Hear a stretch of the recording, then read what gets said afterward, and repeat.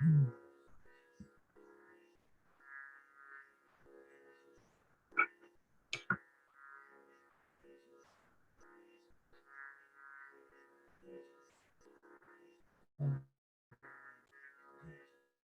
me know.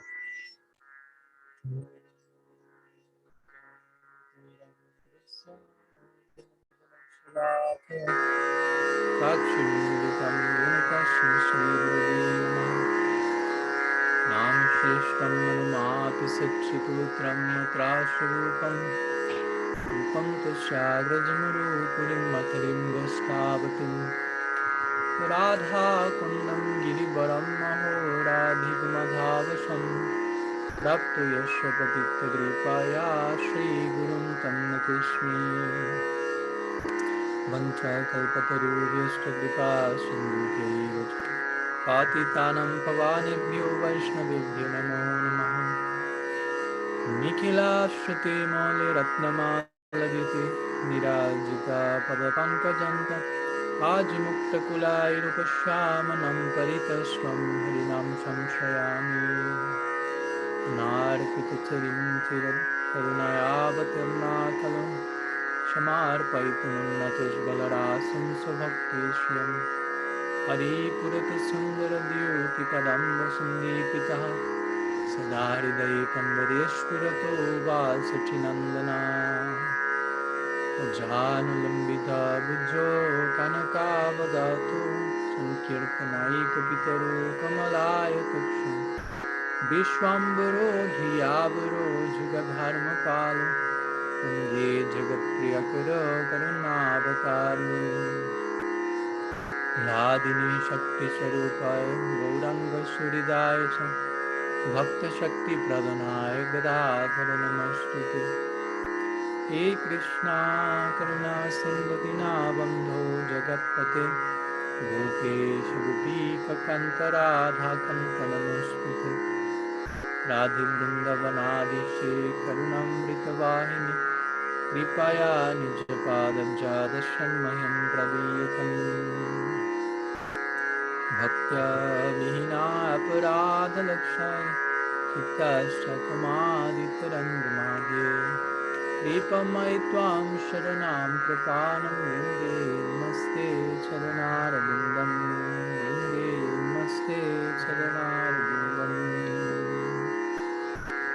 Srila Gurudev Ki Jai Shriman Mahaprabhu Ki Jai Shri Shri Radha Damodar Ji Ki Jai Harinam Sankirtan Ki Jai Gaur Bhakta Vrinda Ki Jai Gaur Premanand Hari Bol.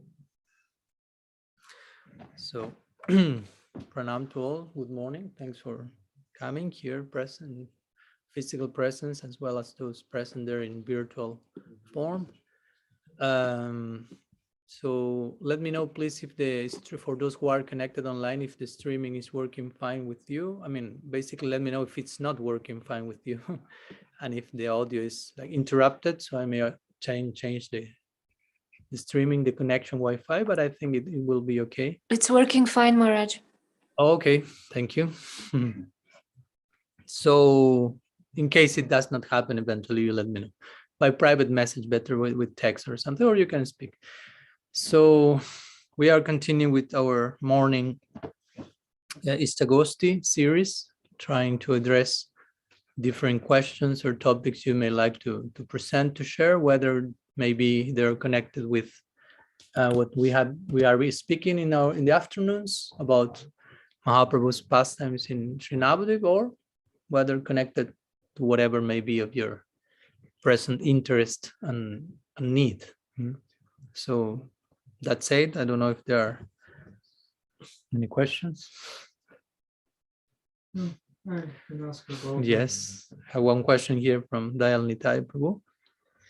I wanted to ask you about this verse from the Bhagavatam, from the Brahma's prayers, 10:14:8, when Brahma explains that one who patiently suffers the reactions of his karma but continues to praise the Lord will be liberation is his righteous claim or something. So maybe to elaborate on this, how to perceive this verse, and maybe also how to understand that we are accepting our karma in the right mood, our past reactions. Okay, so I don't know if the ones connected online were able to hear the questions, so I briefly will recap. So Dayalnitai Prabhu is asking about a very well-known verse from the Srimad Bhagavatam, which comes in one very well-known section called Brahma Stuti. So Brahma Stuti is the 14th chapter of the 10th canto of the Bhagavatam, which are the prayers of Brahma after the famous Brahma Vimohan Lila, where Brahma becomes totally bewildered by the extreme display of Madhurya and Aishwarya that Krishna shows. In the beginning, it's so much Madhurya, so much intimacy, Krishna being with his cowherd boys, friends in the picnic. So too much intimacy, and Brahma is bewildered. He's confused and think he cannot be my guru. He must be a cheater. He's not behaving as I saw him at the beginning of creation, like God. He's just informally eating with left hand and putting something on the food, on the mouth of his friends, and his friends are putting their own remnants on his mouth. No, they are trying something their mother sent to them in their tiffin. They try something. Oh, Krishna, this is so nice. This is the best thing. You try. And they put in his mouth their own remnants with left hand. So for Brahma, this was too much, because Brahma is known as someone vidhi, or someone who very strictly follows all rules and regulations. And here in Vrindavan, that was like thrown out of the window, basically. So that was the beginning bewilderment of Brahma with Madhurya in terms of intimacy, the intimacy of Braj. And eventually, as we know, to make long section short, as we say yesterday, I think, at one point Krishna shows he expands in the form of different cups and friends. So that's a lot of Aishwarya, like manifesting his greatness, his godhood expansions. And then from those forms, millions of Narayans appearing, so a high overdose of Aishwarya. Overdose of Madhurya on the beginning, and then extreme Aishwarya on the two sides. So at this point, you can imagine, as my Guru Maharaj will say, the four heads of Brahma were like spinning like nothing.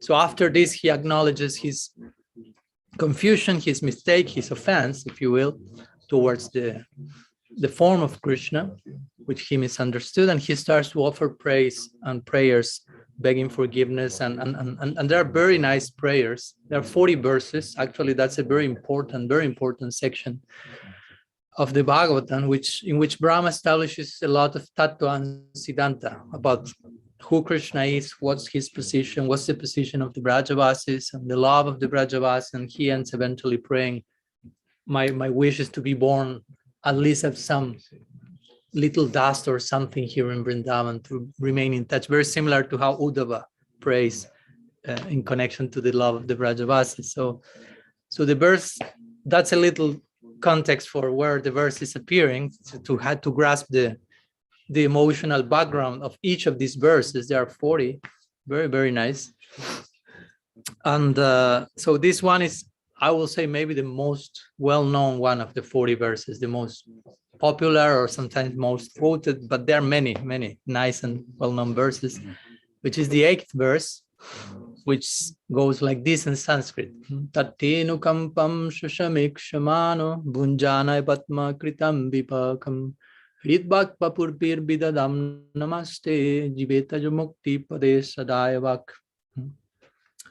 So the Dayalnita is asking how, if we can elaborate on this verse and how to understand it properly and so on.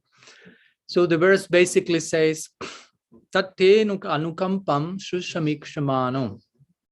So tatte anukampam, Brahma says, those people who are intensely susamik shamano, means earnestly, tatte anukampam. Anukampa means mercy. So those who are very earnestly hankering for your mercy, he's praying to Krishna. He has Krishna in front of him, and Brahma is crying and offering praise.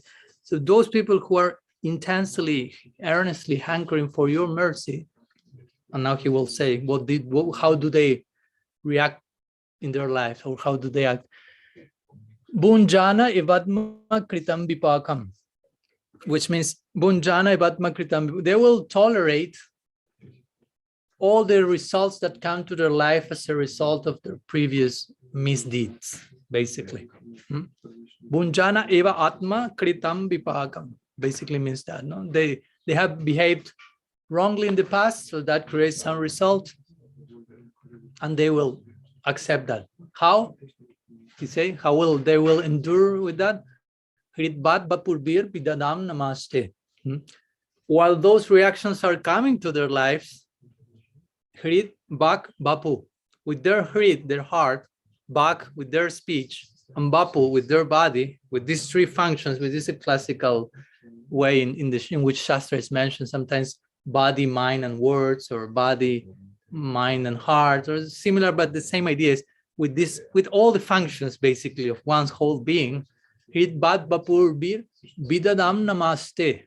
They will be offering namaste to you. In other words, they were praising you, offering pranam to you with their minds, hearts, words, body, while enduring those reactions that are coming. It's not that they are just like tolerating their karma, but in the context of receiving those reactions, they will be engaged in praising you.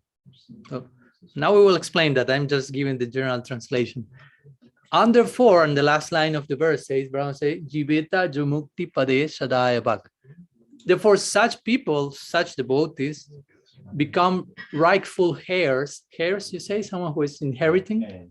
Heirs, no? Inheritors of Mukti Pade, which it's in a general way sometimes translated as rightful heirs for liberation, but as we will see, actually Mukti Pade refers to Bhakti, and the highest form of Bhakti. So basically that's the idea of the verse. No? Brahma is explaining again, those who earnestly hanker for your mercy will tolerate all the reactions of the previous misdeeds, and while doing so, they will be offering their pranam to you with mind, body, and words, and such people become rightful heirs to liberation on the highest form of bhakti. So that's the general idea of the verse, which in itself there's a lot there. So again, Dayalita is asking some words on the verse, and also how to understand this, how a devotee deals with one's karma. And which was the last thing you say? The suffering, how to understand that we are tolerating in the right way. Okay, so how do we understand that we are tolerating in the right way, how we are dealing properly with the results of our previous misdeeds and so on. So to begin with, this verse is showing a certain level of tolerance. There are levels of tolerance, if you will. For example, we can speak about 2 levels. I mean, many levels, but let's speak about 2.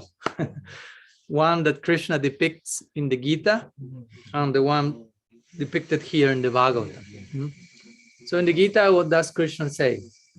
In chapter 2, verse 14, he's saying, Matra sparsas tu kaunteya sitos na sukha dukkalaha agama apayino nityas tam stitik sasra bharata.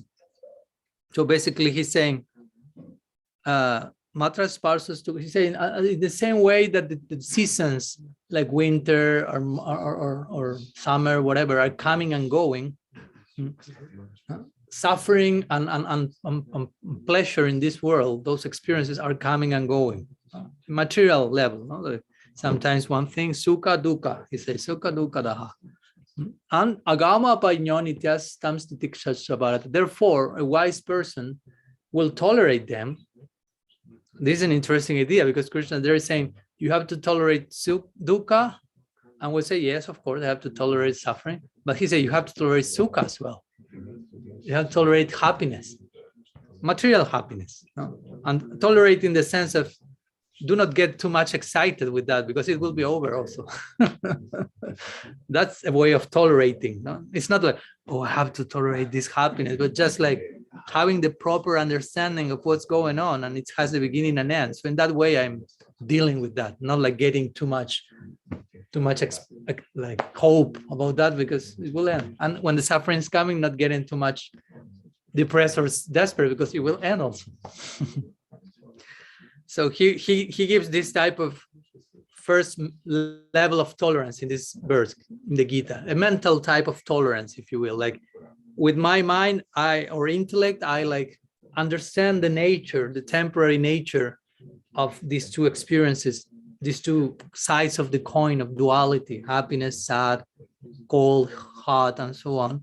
So I deal with them accordingly, like, because I mean, we cannot tolerate something if we do not have certain understanding of why to tolerate. If I tell you, you have to tolerate, and you say, why? Shut up and tolerate. It won't work. I mean, you will go crazy. Like, why? I don't want it. But if you gain some insight about the nature of the world and the temporary fluctuations. Yeah, I was going for an adjective, no problem. Fluctuations of happiness and sad. You can somehow start to deal with that more maturely. And again, do not get too much excited when pleasure is coming. Do not get too much depressed when the other thing is coming, but just becoming sober in the midst of the two and understanding this is the nature of the world. So instead of going to the extremes when one thing comes and the other thing comes, you have to be equipoised, like balanced in between the two and not get too much grabbed into one extreme or the other. So, and again, you are, when that situation is coming and it's impacting on you, happiness, sukha, dukkha, and you go to your mind and you make it this determination. No? You have to really think about what's going on, actually going on beyond how I feel it, and you act accordingly. So that's one initial level of tolerance. But in this verse of the Bhagavatam, Krishna is giving another level of tolerance. He's Brahma, sorry. He's not saying you just tolerate the stuff that is coming to your life and understanding its temporary nature, but he's saying, while doing so, you are fully engaged in praising Bhagavan with mind, body, and words.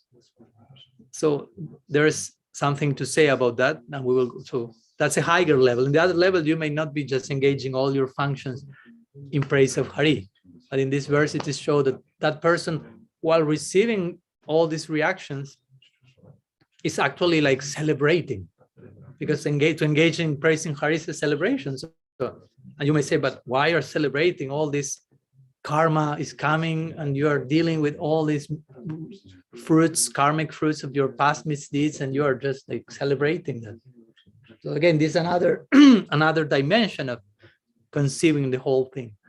And for example, Vishwanath Chakravarti Thakur gives a glimpse of why this is so in his purport to this verse. Always when it's good that every time we want to know more about certain verse, that we refer to the original commentators of our Sampradaya, like again, Vishwanath Chakravarti Thakur, Srila Jiva Goswami, Srila Sanatan Goswami, and of course, our contemporary acharyas like Srila Prabhupada, Bhaktisiddhanta, and so on. So Thakur, Vishwanath Chakravarti Thakur, he gives the example of, because this verse is speaking about the devotee, someone who eagerly wants Krishna's mercy.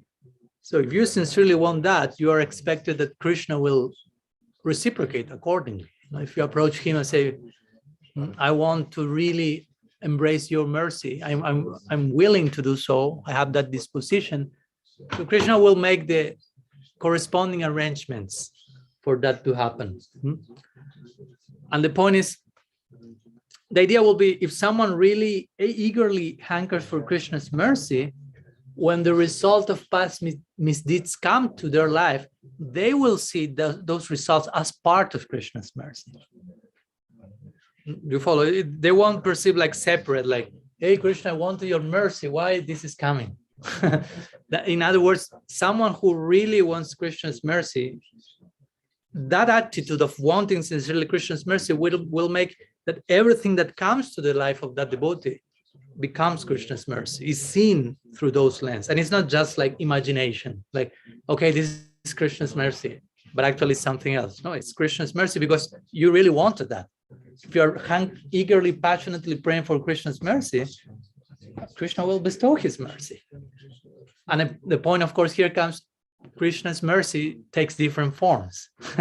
It's not that Krishna's mercy is only coming in the form of caressing you. Oh, this is my mercy, kissing you, how nice you are. No, different ways of showing mercy. Tada Vartsana Kripara Lakshana, it is said in Shastra. For example, chastisement is a sign of mercy.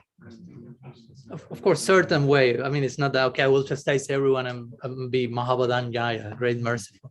But there's a place for that. So Vishwanath Chakravarti Thakur says that in his Purple. He gives the example of a father. So he says, this is like a affectionate father, real father, who sometimes will make his child drink milk, sweet milk, very nice, very tasty. And sometimes will make the child drink bitter neem juice for healing him, because he may be sick of something. So neem, as we say, is antiseptic and all these things. So it has lots of medical properties, but it's like, oh, it's bitter. I mean, you try neem or some sabji with neem, it's bitter, I can tell you. But it's part of his affection. Again, his concern is, may my child be cured.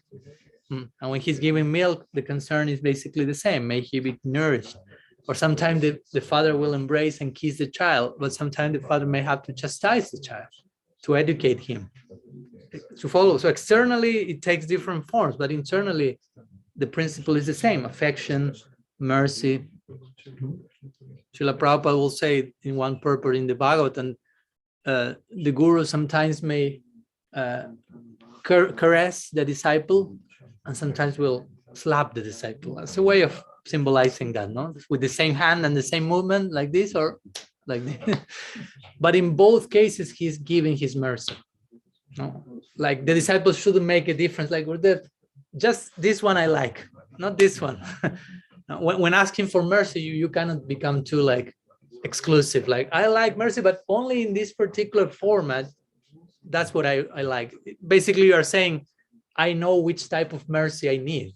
So that's nonsense. If you're really asking for mercy, means, and I need mercy, I don't have a clue about, I need help.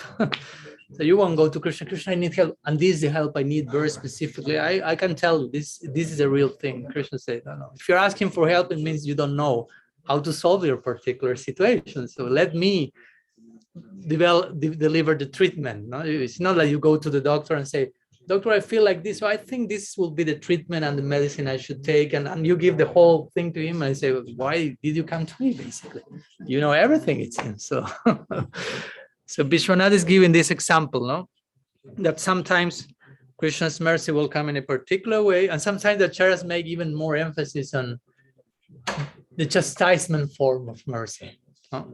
Because it takes some extra, how to say, confidence to show mercy in that way. If you are not too close to someone, you won't be doing that. You follow. Srila Sridhar Maharaj will say that once. It was nice. He said,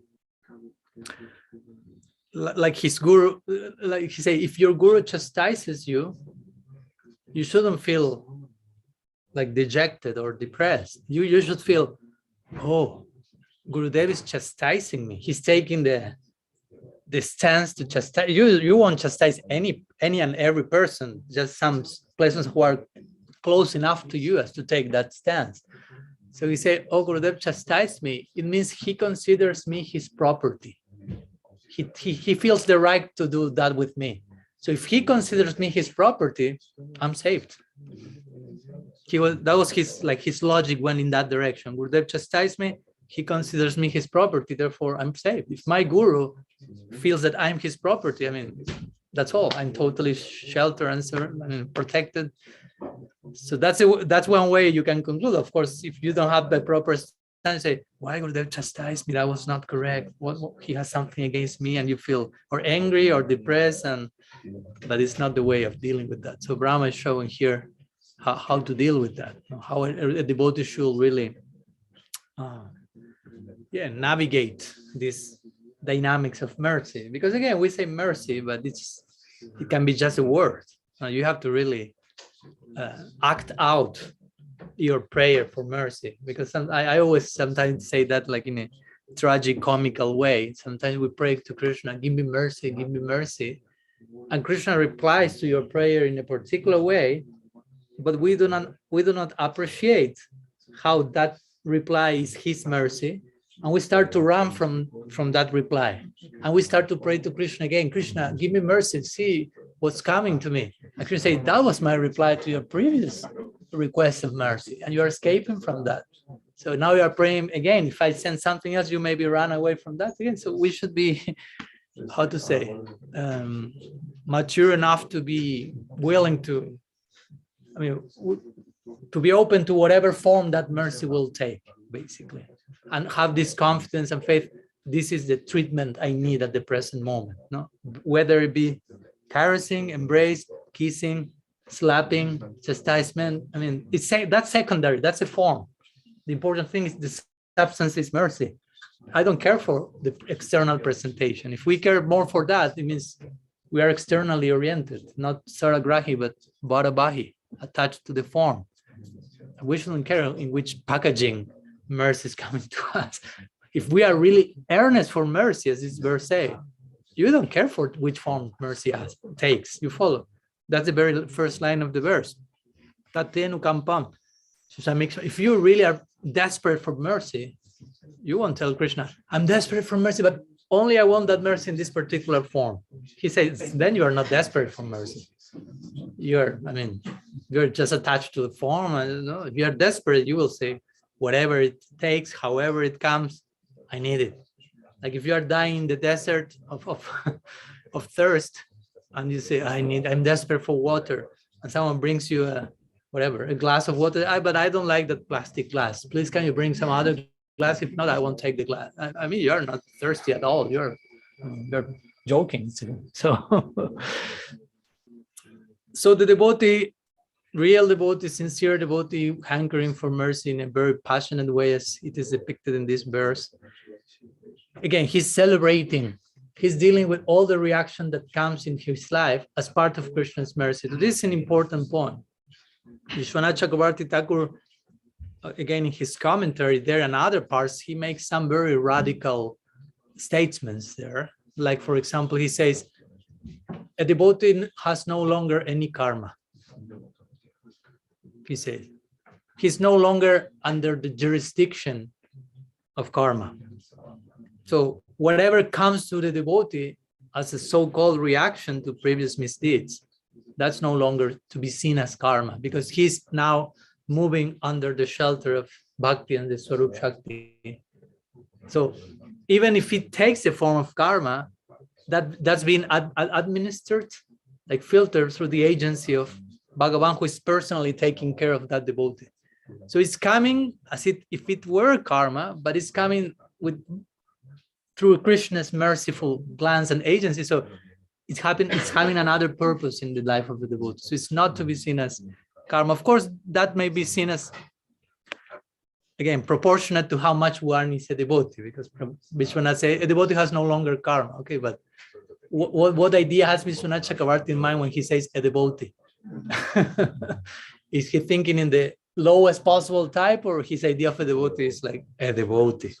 No, so we could say as proportionately as we have put ourselves under the shelter of the Swarup Shakti, we are devotees, and correspondingly, proportionate to that, no more karma, if you will. No. Because that's the definition of a devotee. Mahatmanas tumam partam daivim prakriti masritaha. Krishna says a devotee, Mahatma, is that he who is under the shelter of Daivim Prakriti, of Bhakti. But it still is a very important point. We as devotees, and if we are trying to sincerely surrender and practice, even if some reaction comes to our life from some past situation, we should have this faith. Krishna is allowing this to happen, but in a particular way, so that it nourishes my bhakti even more. Srila Sridhar Maharaj will put it very nicely in this connection, because again, he's saying, actually the devotee, as this verse is saying, Hridbhat Bapurpit Vidanan Namaste. He's celebrating, he's offering pranam to Krishna with mind, body, and words, while receiving these reactions. So we'll say, why you are celebrating? Srila Maharaj will say, because the devotee feels, actually, if I would have to receive the exact reaction to my past misdeeds, the reaction will be like this, and I don't have enough arms to make the whole size. But Krishna is so merciful that he has reduced such reaction to this, whatever is coming to me now. So Jai Sri Krishna, he's so merciful. So he's making that point, Srila Sridhar Maharaj, while commenting on this verse. So that's another way of seeing that. No? A devotee, sincere, humble devotee will never feel like, why this is happening, or what to speak, this is too much. But on the contrary, no? Srila Sridhar Maharaj will say, one will feel embarrassed of being paying so little for all that is coming to one's life. So that's the real take of a devotee who's earnestly hankering for mercy. I'm ashamed that Krishna is doing all this arrangement for me, reducing my karmic debt to this, and I'm receiving so much grace. And what I've done to deserve that? Nothing. I've done exactly the opposite of that, to not deserve that. And still Krishna is showering me with so much love. So I'm totally like ashamed of having paid so little and receiving so much. But of course, naturally, I want to do something to reciprocate, and that's like fostering further and further Saranagati and loving service. So, but that's the main stance. No, Srila Jiva Goswami will say in his commentary to this verse, like the very baseline, he said basically, a devotee should regard, if you want to see what's coming as your own karma, however you may like to conceive those Krishna's adjustment, this is something that I need to go through. No, it's a simple line, but you have to walk the talk. No, that's not so easy. No? On many occasions, many times we spoke about this idea of, even before speaking about mercy, that's not so easy to understand in practice. First, we have to understand justice, karma. Because many, including some devotees, and we spoke that many times, many speak in terms of injustice, even devotees. So injustice means that is not just. In other words, means that shouldn't be happening. But if we understand what karma means perfect justice, not divine law. That. So if you say this is unjust, it means karma is failing. The law of karma is like defective, and it shouldn't be. It cannot be like that. So if karma is perfect, there's no injustice in the world. You follow my point? But many people, sometimes even devotees, do not embrace that idea. And at least they may say that, but in practice they feel in themselves, why is this happening to me? This is unjust. So you are saying that karma, Paramatma, like fall asleep for a moment and got distracted, and a whole karmic mess was there, and it's not just, it shouldn't be happening. No. So the point is, if we do not even understand properly justice or karma, how you will understand mercy? Because mercy is a transgression of justice. It's even more complex. Mercy means you don't deserve that, but still that's coming. So it's not so easy to realize that, no? Because sometimes, again, we see people receiving something, and that's a form of injustice, as I always like to say. Mercy is unjust. You don't deserve it, but it's coming. It's a divine injustice, not a negative one, a beautiful one. It's divine injustice. It's not just. I didn't have the merit. I do not deserve it, but it's coming to me and to others. So also be careful when some person is receiving mercy, not to feel like, hey, Krishna, why? Why you're giving that mercy? I mean, he's such a rascal. You know all the things that he has done to me. No, he does not deserve that. And Krishna will tell you that's the whole idea. He does not deserve that. That's the very principle of mercy, costless mercy. No? There's no cost from us.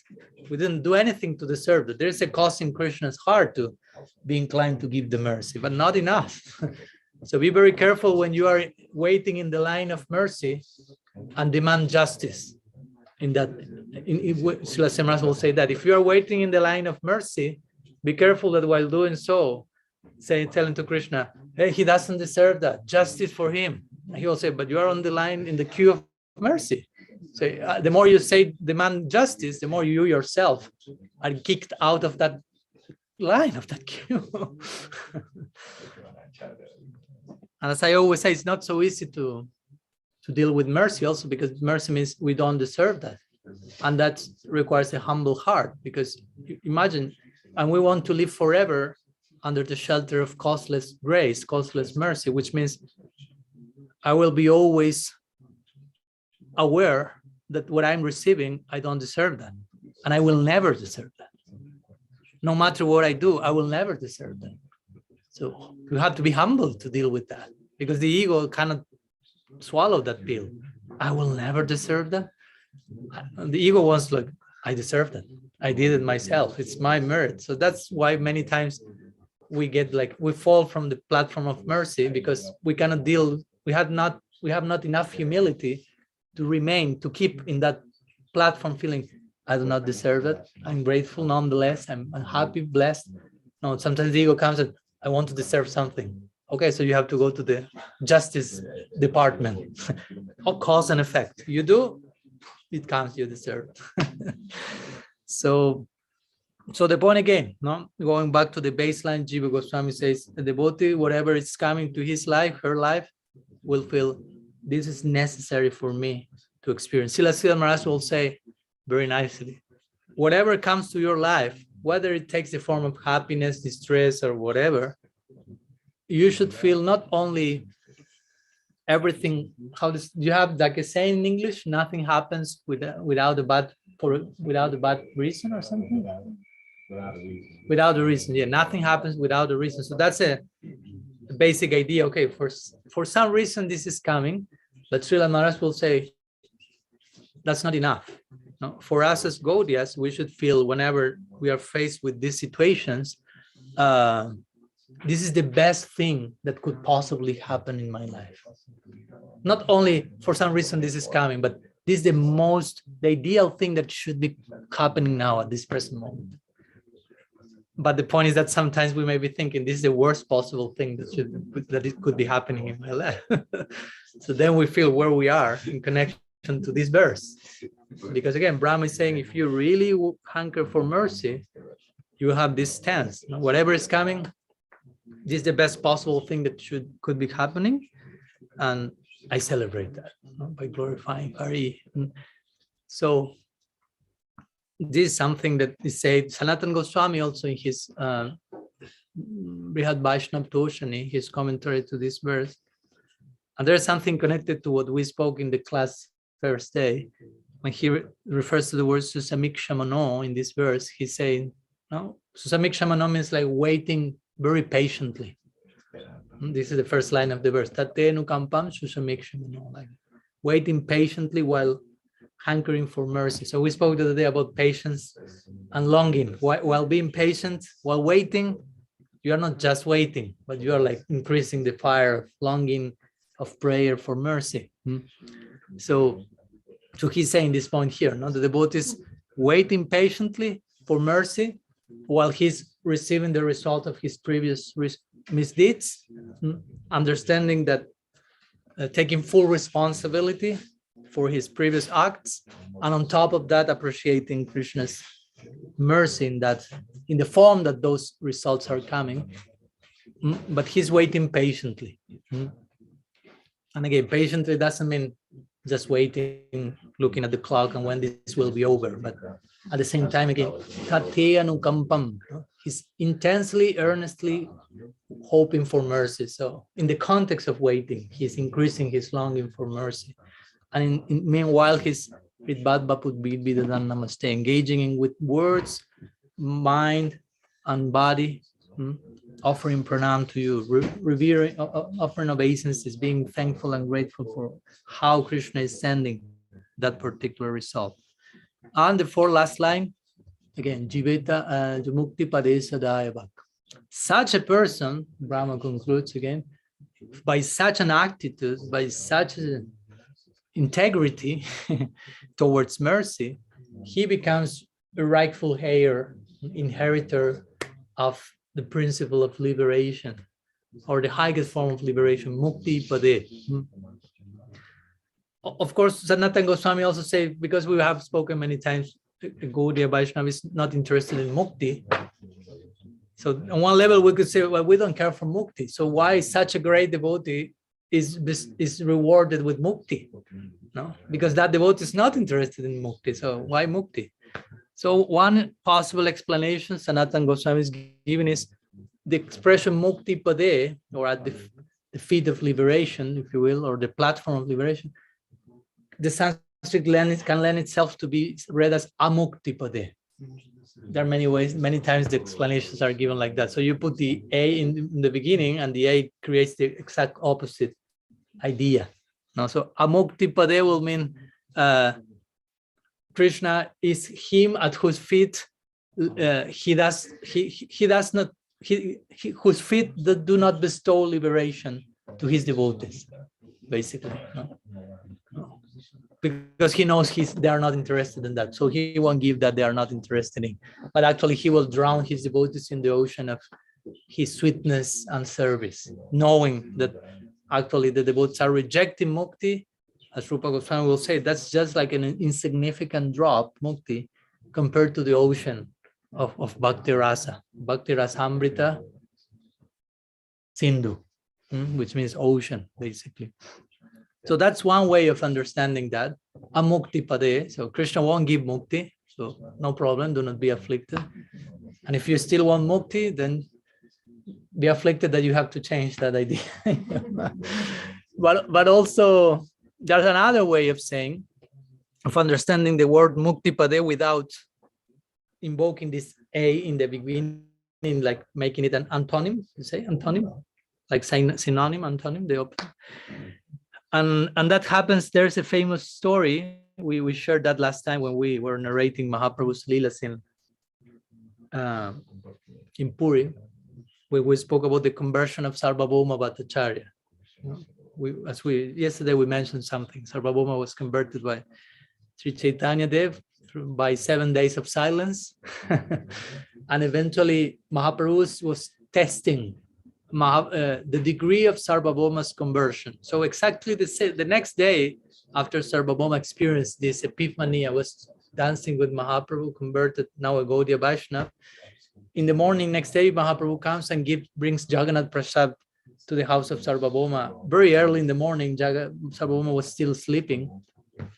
So he wanted first to taste that his bhakti, Sarvabhauma's newly acquired bhakti, was not tinged by the influence of karma. So to begin with, and karma in this case means karma kanda and all the different Vedic rituals that generally a Brahmin performs before eating, for example, Sandhya Bandhanam and so on.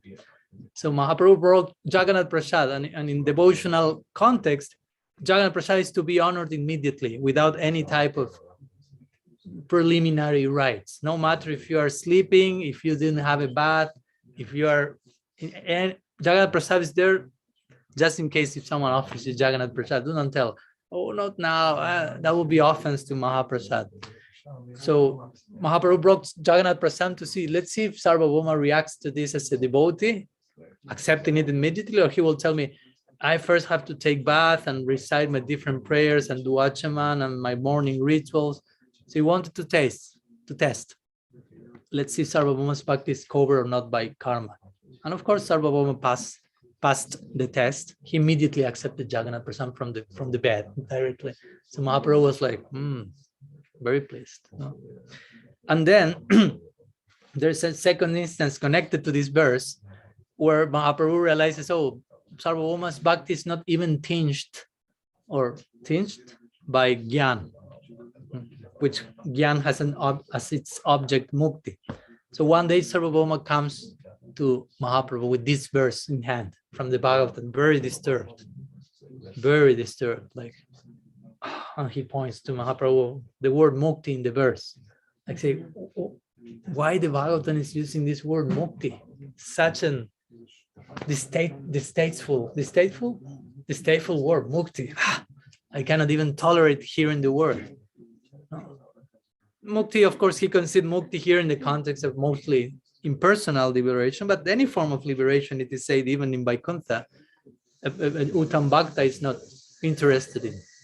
So Mahaprabhu said, oh, your bhakti, he thought, oh, his bhakti is even not mixed with Gyan. because Gyan is, again, has as its goal Mukti, the practice of Gyan. The Gyanis go after Mukti. And sometimes they engage in Bhakti for attaining Mukti. But now Sarvabhauma was showing that I'm not interested even in hearing the word Mukti. What to speak in Mukti itself.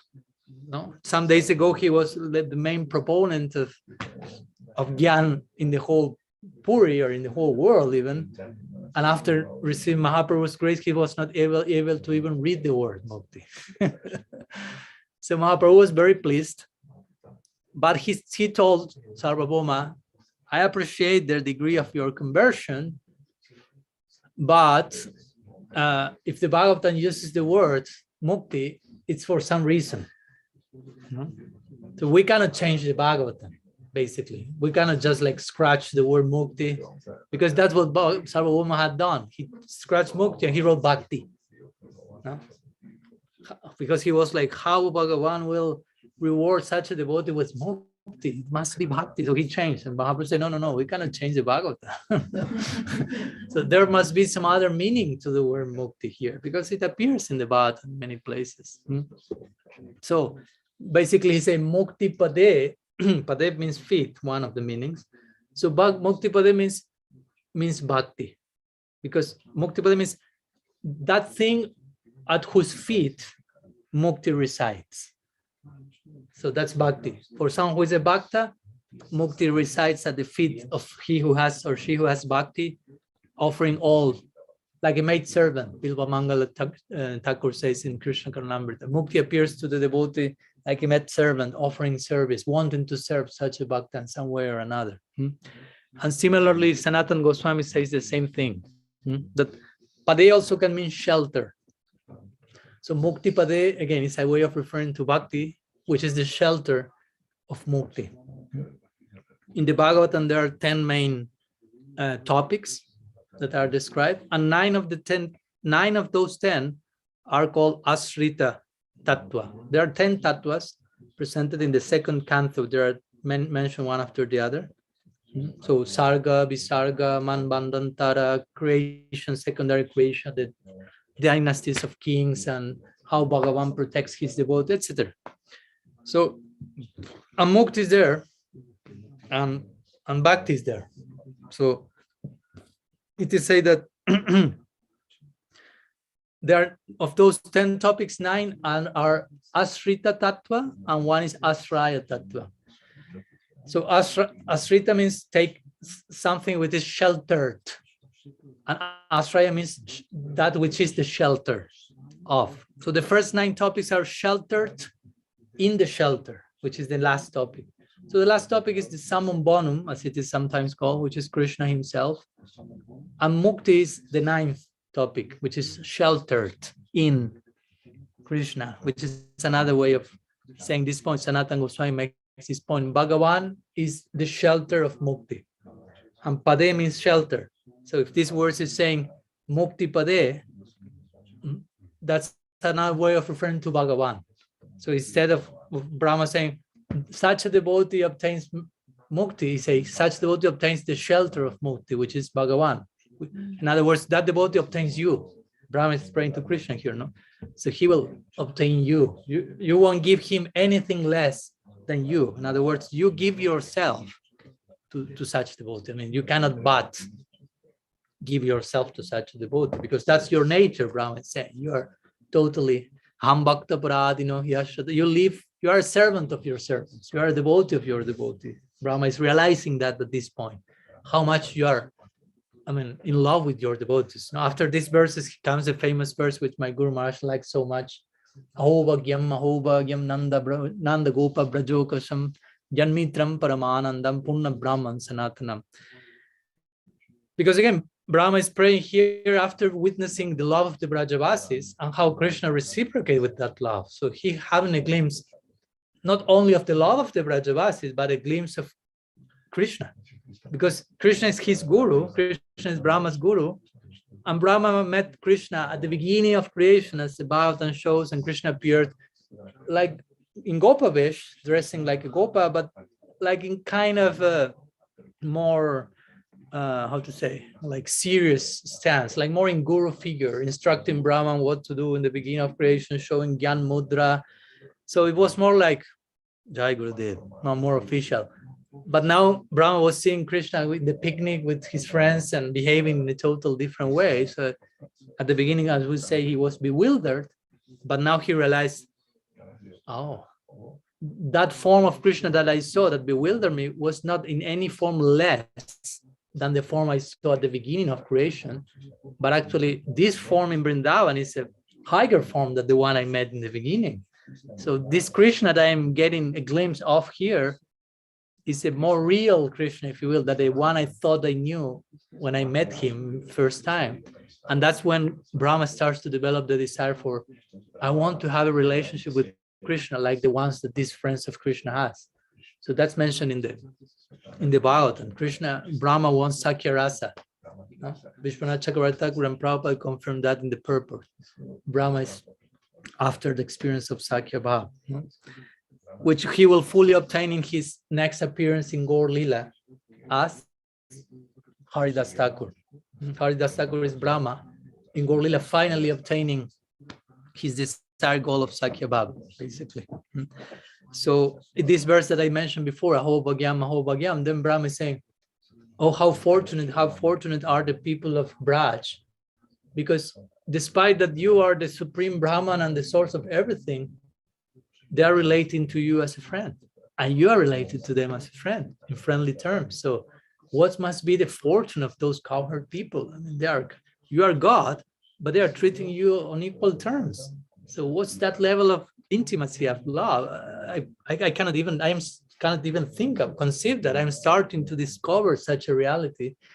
So in this way, Brahma is having a glimpse of who Krishna is actually and how much he's willing to give himself to his devotees according to how his devotees are approaching him. And the approach of the Brajavasis is, again, totally unique. They are dealing with Krishna not as God, as we know, but as a friend, more a pati, more a pranadan, more like a child, more a putra.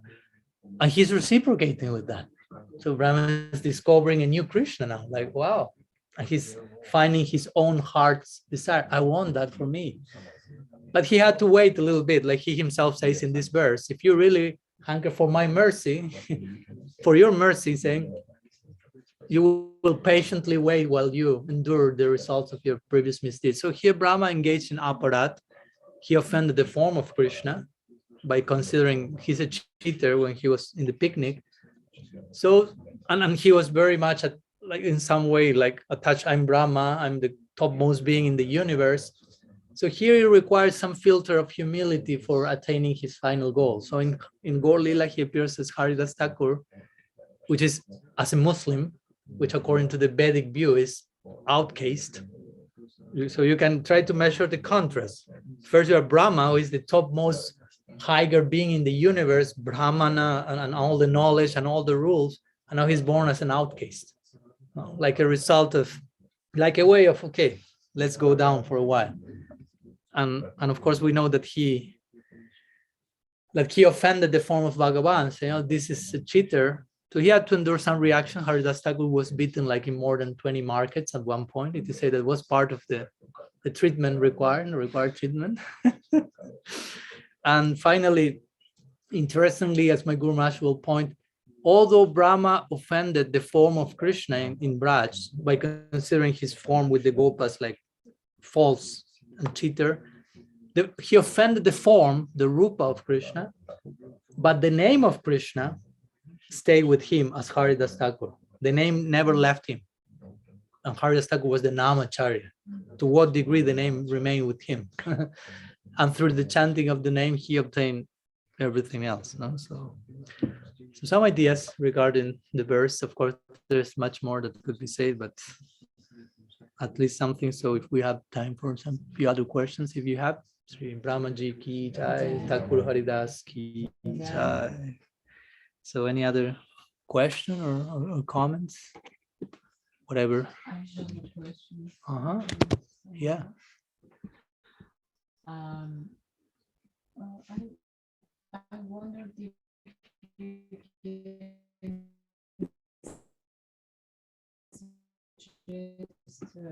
last month. There are no In the tricks. connection. Okay. Then instruction, please. Treatment. Is it strong enough? Do you want me to make it strong and have more? Or it's We can make it stronger than later, but it's Yeah. okay now. Yeah. okay?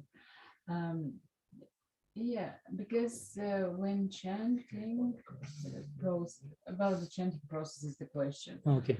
So when I enter into the chanting and like concentrate and start like really pay attention, engage seriously, it is so nice that one doesn't want to stop. But the difficult part is to start. Like, it's kind of tricky that when you do, you don't want to stop, but when you don't do, you don't want to start. Is there something in connection with this which can be helpful? But I assume you start nonetheless. Of course I do, but like, So you start. That's the important thing. You start. I mean, I might skip some time for this as well. That's the problem. That's why Okay. I'm asking this Okay. question.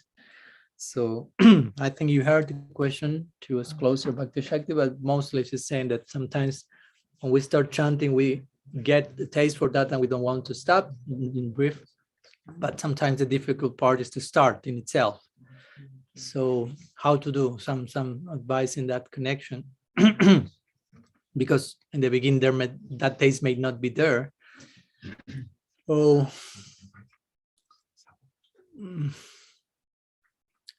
I think this is a difficult one, what I will say, but it's important to understand that the spirit of chanting is not to even to taste something ourselves, but we want Krishna to taste something. We want to give Krishna, Radha and Krishna, an experience. Of course, who we are to do that, but we are pretty bold. But by the grace of Guru and Vaishnava, we are trying that. So it's not so much that I will sit and chant so I can experience things. Because in a subtle way, we may be making Sri Nam like the object of our own senses or mind or experience, which of course, Sri Nam is totally beyond that. Atha Sri Krishna Namadi na babit grahayam indriyi sebon mukhe jivado swayam eva spuratida. Rupa Goswami quotes this Puranic verse, which says, Atha Sri Krishna Nama Adi. Then Krishna's Nam, Adi, and etc., form, quality, so on. Navabit grahayam indriya cannot be perceived by the mundane senses, are beyond the reach of, are adokshaya, beyond the reach of senses, mind, even. So one sense, so what to do then? Sebon mukhehi jiva dosayameva spuratida. But when you approach Krishna by your tongue to begin with, which is a sense, he just said senses cannot reach him, but now he's saying sebon mukhe, which means with the attitude of seva, your senses, swayameva spuratida, you will have a spurti. Krishna will manifest in your tongue, in your heart. So it's an interesting verse because first he's saying senses cannot reach him, but then he's saying by approaching him through the tongue, which means chanting, with a certain attitude, he will manifest. And the attitude is seva. And what does it mean, seva? Service is a generic way of translating seva. I mean, it's okay, I don't have a problem, but it's not the full picture. Or we may not get the full picture by saying service. Because you have military service, you have social service, you have so many services. So which is our conception of service. So seva mostly means to give pleasure to the object of our affection. So the idea of seva is I want to give pleasure to Krishna. It's not I want him to give me something. So I approach the Nam with my tongue in the concept of seva, which means I want to give pleasure to Krishna. I'm chanting because I want, my Guru Maharaj many times say that. No, he shares some moment that he once was chanting and he said, I will chant only for the pleasure of Krishna. Like implying, I'll try to do that. Sometimes one may be more expecting how I'm feeling something is coming or not coming. But he said, no, I will just chant for their pleasure, trying to have that intention. And he basically said that was like the most ecstatic moment of chanting, when you kind of forget about yourself and really try to concentrate on seva, which is giving pleasure, no matter if I'm feeling or not feeling this or that, but I'm trying to make them feel something, which is of course much more challenging. But that's when the chanting points to. We want them to feel something. We want to serve them, not for it to go even higher, if you will. On very advanced stages, for example, a devotee who has affinity towards Manjari Bab, for example, in advanced stages, he will be singing or she will be singing Trinam and conceiving the three names of the Mahamantra as names of Krishna, because we can say Hare refers to Radha, but also Hare has to do with Hari. So Hari, Krishna, and Ram. And the devotee will sing these three names of Krishna, but he or she will be thinking, I'm singing these names to Sri Radha, to my Swamini, to my mistress, to relieve her from the pangs of separation from her beloved. So I'm serving her and giving her some pleasure and service and relief by invoking the names of Krishna for her pleasure. To give you a glimpse of how you can sing Mahamantra in so many ways. Of course, many times we are just singing sometimes, Krishna, my mind is so crazy, help me with that. And it's okay, I'm not condemning that. We have to begin somewhere. And Krishna says in the Gita, Chaturbida Bhajante Mam Jnana, how is Artha Jignasarartarti Gyani Chavaratarshama. The ones who approach me are the afflicted ones who want to stop suffering, the ones who want some even wealth in this world, the ones who want just some knowledge, or the ones who are really wanting me, basically. Huh? So, but again, in time, our approach should get more and more refined. So in the beginning, we may be chanting with Krishna, give me a house, give me this, give me relief from suffering, give me.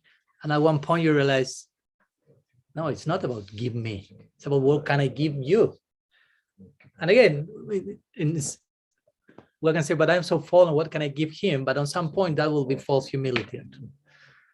Because if you want to enter into the spiritual world, you are expected to give something to them. You are expected to provide some sort of pleasure, of service, of relief, of make arrangement by the grace of themselves, Krishna, Radha, but you are expected to do that for them, to offer that. So we have to begin at some point to make this shift in our conception of, instead of receiving and asking for and thinking in terms of how can I serve, basically. That's the my Guru Maharaj will say, Kinkara. The word Mahaprabhu say, Ayi Nanda Tanuya Kinkara. Kinkara means servant. But the word Kinkara, the etymology means Kim Kara, Kim Karomi. Kim means what, and Kara means do, to do. So Kim Kara means what can I do? That's the only, how can I serve? That's the only questions that a Kinkar has in mind. How can I serve now, today, in this particular situation? What can I give? The Kinkar is not thinking, no, what can you give me? Give me, please give me. No, you are giving me the chance of giving you. That's the idea. No? Gurudev, you are giving me the opportunity to serve you. That's all the giving I need, basically. I mean, you are giving me that. And now the only question is, how can I give back? And I don't have time for any other question outside of that context. The rest of my life, and hopefully for eternity, I will only be asking, how can I serve today? What's the necessity of the moment? And so on. So I will emphasize that today instead of some other. That's my trick. That trying to learn to have some inspiration and enthusiasm for this idea of, okay, I will sit to chant, and I will try to do that as an offering of my heart to the divine couple, whichever is that divine couple, Radha and Krishna, Krishna Balaram, whatever one's affinity, Gaur Nityananda, Sri Guru. So I am feeling thrilled by the prospect of me sitting there for 1 hour, hopefully minimum, or whatever it we have time for chanting. I'm thrilled by what will happen. How can I offer myself in service? And basically that's what my Guru Maharaj said, that when you chant the Maha Mantra, you just try to hear the name. But the point is, try to hear the name in the context of you having this attitude of, I want to give myself in service. It's not just in a very technical way, I'm just hearing and nothing else. No, I want to give myself in service, and I will hear the name to see what Trinam is telling me about how can I serve. Basically, I have to pay attention to the reply to my question, but my initial question is, Kinkara, how can I serve today? And you start, Hare Krishna, Hare, and let's see what Srinam is revealing in your heart today, how you can serve me better. No? But again, it's not so much about, oh, Srinam, make me feel something. Those feelings may come, but again, as we know, I'm going to exalted examples, but in higher stages, devotees are even like cursing ecstasy because it comes and it's interrupting their flow of service. A famous example of Daruka, who is Krishna's chariot driver in Dwarka, and once he's fanning Krishna, and so many ecstatic symptoms are coming, and he started to tremble and almost to faint, and he's just like cursing the ecstasy, like, get out of here. No, I don't want you. You are interrupting my offering, my service. So again, we cannot imitate, but those role models are pointing to us how we should like conceive our approach, in which direction all this will converge. No? So like when I sing Maha Mantra, I feel so many things. No? And maybe one may say, oh, really, I would like to feel so many things. Which things were you feeling? And she told Prabhupada, I start to feel red lights appearing in here on this particular section of my third eye, and all this type of almost psychedelic descriptions. No, so which was Prabhupada's reply? He didn't say congratulations, and that's the idea that we experience and feel so many. He said, keep chanting, and the red light will disappear soon. No. Like implying chanting is not about seeing red lights and like feeling stuff, but about increasing our service disposition, basically. And that service disposition will increase so much that when you reach Golok, there won't be time for chanting, basically. Nobody's chanting rounds in Golok Vrindavan. They don't have a fixed number of japa or something, because they are too engaged in serving them, in embracing the fruit of their chanting as sadhakas. No? How can I serve, please? I want to serve. Okay, there will be a corresponding land, but you will be only doing that for it. Of course, in the context of that, they are doing Harinam Sankirtan and chanting so many names, but that's a point, no? So I will try to educate the mind in that sense. No, if the mind is like, I don't want to start, I'm not feeling anything. Okay, let's have a dialogue with the mind. So why do you want to feel something? Who are you to feel something? Oh, we are not here to make the holy name an object of our experiences, and I want to feel. So one needs to know how to have a conversation with one's own mind and discipline the mind, and sit down and try to humbly pray for seva, basically. So, and again, there is no magical easy formula that is telling you, and oh, that will be so easy to do, Maharaj, that will work perfectly. No, what works perfectly is not easy to do, basically. Not because the chanting in itself is difficult, but because we are the difficult ones.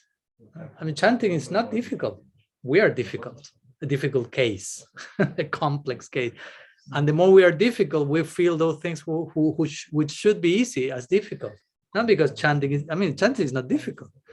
You open your mouth. I mean, it's so easy comparatively to other processes. Bhakti is like a joke almost, in how easy it is. Susukam kartum avyayam, says Krishna. This is easy in comparison to Gyan and Yoga, which say you become celibate, accept sannyas, go to the cave, practice this tapasya, this renunciation. You get like scared by that. Bhakti is, you can be a grihasta, grihetako, vanetako, sadahari, boletako, whether you are in the forest or in the house, you can practice bhakti because so powerful is bhakti.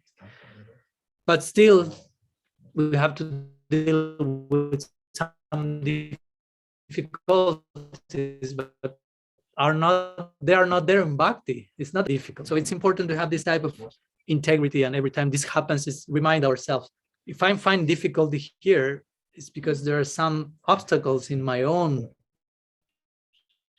heart that I need to deal with. And eventually, irresistible thing in my life, I will be totally drawn and attracted to that. But first, I have to deal with those things, and that implies, discipline and intelligence, and knowing how to deal with the mind, and not just getting like how to say, just being carried by what my mind is dictating at that moment. How do I feel in my mind? Those are material emotions. I do not feel like chanting today. That's not your heart coming out. That's the mind just like whimsically, like screaming, basically.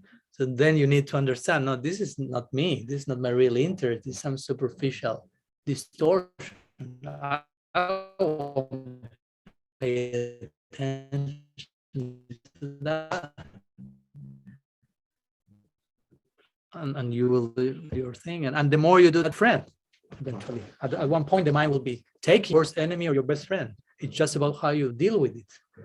So now we may feel it's still maybe not my worst enemy anymore, but still I perceive there is some opposition there. But eventually the mind gets fully spiritualized and will be totally like collaborating with our sadhana. But for that, we need to reach at least stage of nishta, where we'll experience that stability. And after nishta, everything will be just more, as my Guru Maharaj likes to say, before nishta, everything is like, how to say in English? When we are walking uphill. So we're walking uphill. So it takes some effort, like, oh my gosh. No? Yesterday I was seeing a class of Brigupa who was describing the parikram in Barsana. And if you want to go to Radharani's place in Barsana, Sriji's Mandir called, Sriji Mandir, that's like really uphill. And it has like very particular steps that you need to like to. So, I mean, it's not easy to get there. So you need to walk uphill. So it's like this, it feels like an opposition. It's like obstacle, it's like effort, but it's with the proper intention and ideal in mind. So till you reach nishta, the process will be uphill. In nishta, you reach the top of the hill, so it's no longer uphill, and you have a glimpse of what's on the other side of the mountain. And you see the beautiful valley of love of God waiting for you, Prem, on the other side. Until you are on the top of the mountain in nishta, on the valley of love of Prem here, there's still some section to walk, but all that will be downhill. No? Ruchi, asakti, bhava, you will be carried by taste, carried by attachment, carried by ecstasy. So the mind is no longer a problem there. But first you have to do that uphill section. And for that, we need to use our head to soften our heart, as my Guru Maharaj will say, and know how to deal with all those emotions that may come, work on them, and eventually we will get to that top. So we are on our way there. So don't lose hope. And again, if sometimes we feel we are losing the battle and the mind is almost swallowing me, as Raghunath Das Goswami says in Manasiksha, which is a very important text for instructing the mind, that's the name of that poetry. He said, whenever you feel that you are being almost swallowed by these anarthas, you just go running and asking and shouting for help to the agents of the policemen of the agency of Bhagavan, the Vaishnavas. He says like this, no? Because sometimes we may feel, okay, I understand, Maharaj, I try to remember, but it's something is screaming too loud. So you just run, fall at the feet of a Vaishnava and let the Vaishnava full instruction, revelation to overcome the mind, which is nonetheless comparatively weaker than what a Vaishnava can tell us if we are open to that. So that's basically the treatment, and the rest is engage in it. There's nothing that replaces practice. Practice makes perfect, as they say. there's no way out of that. And that's not so easy. I was in India now, and I was speaking with one well-known sadhu there, Babaji, who is very learned, extremely learned, and very well known for his discourses. And he was giving 3 classes per day when I was there at Radha Kund. Every day of Kartik, that was like his vow, three Harikathas every day, intense, very nice. And he was saying, to speak Prachar is easy, he said. I can sit and speak Harikatha, he was saying, for hours. And it's just like flows naturally. I mean, I have no problem doing that. But bhajan, he said, that's not easy. like sitting and dealing with all that I have to deal, that's not so easy. In other words, I can sit and tell people what to do and quote Shastra and tell Leela, and that can be relatively easy. Of course, that's not the idea of how prachar should be done, just like professional discourse.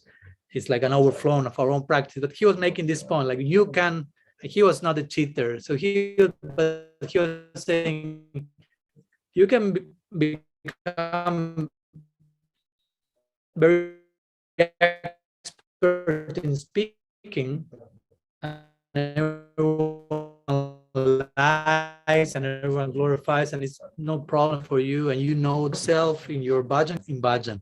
He said that's not easy. He was saying that. So not to get discouraged, but just to understand there's no easy way out of this. No, do not try to cheat yourself trying to find a magical formula that everything will be easily and magical. It doesn't work like that. We need to face all the, as I would like to say, the non-integrated complexity that is still there, and learn how to integrate that, how to make that part of our devotional project. So we are still in that, and that's a glorious messiness, as it's said by Archana Siddhi. It's messy, but it's beautiful at the same time. There's beauty in messiness of the sadhaka's life. So, okay, so I think we will finish today here. Thank you so much for your time and questions, and see you. Well, tomorrow, Sunday, we won't have Q&A in the morning. We will have the section of Navadvip pastimes of Mahaprabhu in the morning, since in the evening I have one meeting with Namrasa Prabhu, another episode. So I will be more concentrated on that in the evening. But also today in the evening, we will have meeting for Navadvip Leela. So hope to see you there. Srila Gurudev ki jai. Sriman Mahaprabhu ki jai, Sri Radha Damodar ji ki jai, Hari Naam Sankirtan ki jai, Gaur Bhakta Vrinda ki jai, Gaur Preman, Hari Bo, Vancha Kalpataru Vyashta Kripa Sindhu Vyayavacha, Titanam Pavanibhyo Vaishnavibhyo Namo Namaha, Ananta Koti Vaishnava Vrinda ki jai, Gaur Gaur